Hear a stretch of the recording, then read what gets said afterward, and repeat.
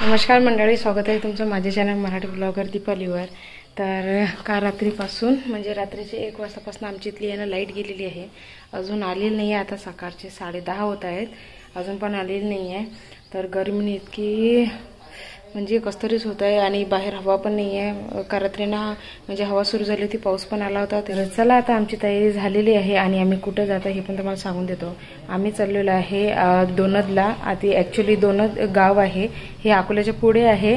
तर तिथे आश्रम माता आहेत, तर त्यांच्या दर्शनासाठी आम्ही जात आहोत। कारण की मी आहे ना कबूल केलं होतं की बा आम्हाला मुलगा हो की मुलगी हो, सगळ्यात अगोदर आम्ही तिथे येणार। मला झाला का नाश्ता? नाही घ्यायचा आहे? आईच्या आठवलं वाटतं आईने। अच्छा चला, आमच्या तनिष्काची पण आता तयारी झालेली आहे, सर्वांची तयारी झाली। इथे आईची पण झाली, त्या आईची पण झाली आणि यांची पण झाली। तनिष्का बघा कशी झोपलेली आहे, दोन्ही हात वर करून ठेवते। टेन्शन नाही म्हणते आता। हां, तुम्ही तुमचं पात्रा म्हणते झालं माझं काम झालं। तनू ए तनिष्का, आपल्यासोबत तर किती 3:30 वाजेपर्यंत ती जागी होती ना? हां जागी होती, आता झोपली। ते तेव्हा झोप म्हणून झोपली ना? नाही काहीच नाही, आता गरमी तर मग तेव्हा लागलं फॅन होता चार्जिंगचा, तेव्हा नाही झोपली। चार्जिंगच्या फॅनमध्ये, आता गरमी झोपून चार्जिंगच्या फॅनमध्ये झोपली नाही लागलं तर आता गरमीत झोपून राहिली तिला। झोप आहे तिला आता। चला घ्या चहा, घ्या लवकर, मग हिला काढतो मग मी पाडण्यातून। चला चला, डायपर काढले काय त्याच्यात घेतलो? हा घेतले पाहिजे थांब। हो ना, ती तशीच झोपते, एका कडावरच झोपते, पण घ्यातही तशीच झोपलेली आहे। हात तिले तसेच पाहिजे, एकीकडनं आणि एक म्हणजे एक घेते डोक्याखाली आणि असा पाहिजे। तनू काहीच फरक नाही आहे, आज मस्त बदलली आहे, ऊन नाही आहे। चला, तर आता इथे आम्ही बसलेले आहे गाडीमध्ये आणि वाट बघत आहोत यांची की बघ गाडी केव्हा स्टार्ट होणार। आणि इकडे आमची तनिष्का झोपलेली आहे, म्हणजे का रात्री आमच्यासोबत ती म्हणजे जागीच होती, तर तिला खूप झोपायचा प्रयत्न केला पण ती काही झोपली नाही। तर आता एवढ्या गरमीमध्ये ती झोपलेली आहे आणि तेवढं तरी चांगलं होतं की बाजी बाहेरचं वातावरण आहे ना हे खूप छान होतं, म्हणजे बदल होती आणि जास्त ऊन नव्हती। तर चला, आता इथे माझी ताई पण आलेली आहे। ॲक्च्युली काय झालं होतं की बा दोनदगाव कुठं आहे हे आम्हाला माहिती नव्हतं आणि माझ्या ताईला माहिती होतं, तर म्हणून मग आम्ही ना तिला पण सोबत घेतलं। आणि आश्रम मातेच्या बद्दल आहे ना मला माझ्या ताईच्या सासूबाईंनी सांगितलं होतं, म्हणजे जी माझी ताई आमच्यासोबत आलेली आहे ना तिच्या सासूबाईंनी सांगितलं होतं की बा तू तिथे कबूल कर, म्हणजे जे पण तुझी इच्छा आहे ना ही पूर्ण होणार। तर म्हणून मग मी आहे ना ज्या दोनच्या आश्रमात आहेत ना त्यांना कबूल केलं होतं की बा आम्हाला एक मूल होऊ दे, ते मुलगा हो की मुलगी हो, फक्त एक मूल होऊ दे, आम्ही त्याला आहे ना तुझ्या दर्शनाला घेऊन येऊ। तर चला, तर मग आता पोचलेलं आहे आम्ही दोनद गावला।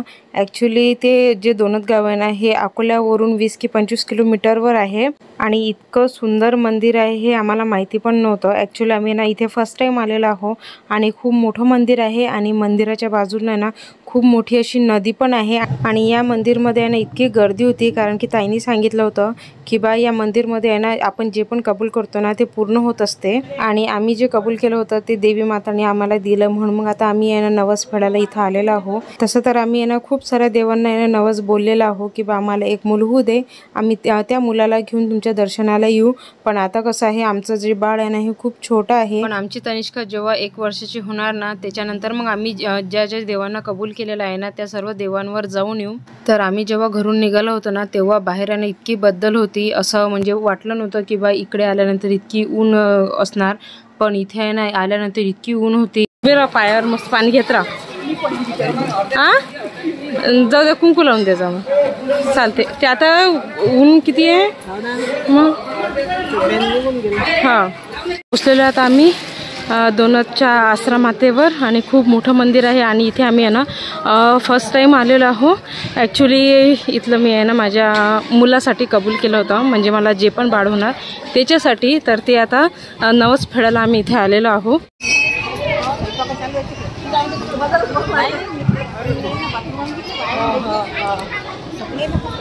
चलो, खूप मोठं मंदिर आहे, इकडे नदी पण आहे। हां, या नदीवर पाळणे सोडतात लेकरायचे। हो काय? अच्छा,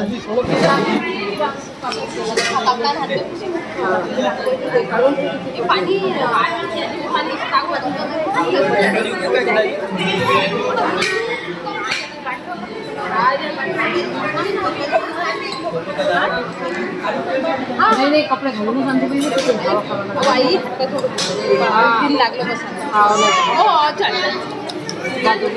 तर इथे आम्हाला आहे ना तनिष्काची आंघोळ करायची होती नदीमध्ये, पण बाहेर इतकी ऊन होती त्याच्यामुळे आम्ही विचार केला की बा आंघोळ न करता तिचे फक्त हातपाय तोंड धुवून देऊ. तर म्हणून मग इथे आहे ना माझ्या ताईने नदीमधलं पाणी आणलं होतं आणि पाणी आणल्यानंतर मग आता इथे आम्ही आहे ना तनिष्काचे हातपाय तोंड धुवून दिले.